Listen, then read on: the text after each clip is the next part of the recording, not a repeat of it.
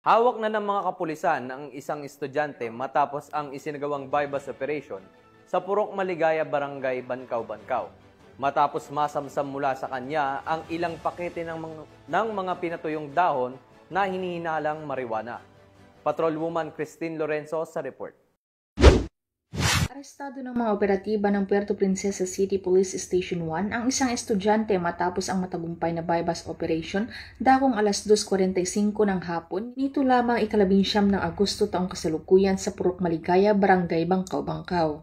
Kinilala ang suspect na si alias Tugtog, 25 anyos, residente ng Barangay Tinigiban, Puerto Princesa City. Nasamsam mula sa kanya ang iba't ibang pakete ng pinatuyong dahon na hinihinalang marijuana na may kabuoang timbang na 16.76 gramo at tinatayang halagang 1,676 pesos, dalawang syringe na naglalaman ng hinihinalang synthetic cannabinoid at ang bypass money na binubuo ng isang 1,000 budel money at isang tunay na 500 peso bill.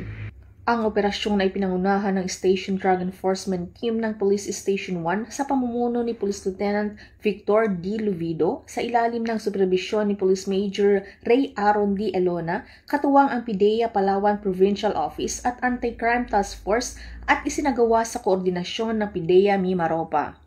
Kasong paglabag sa Section 5, Article 2 ng Republic Act 9165 o Comprehensive Dangerous Drugs Act of 2002 ang isasampa laban sa suspect na ngayon ay nasa kustodiya ng Police Station 1 at sa ilalim sa inquest proceedings sa City Prosecutor's Office.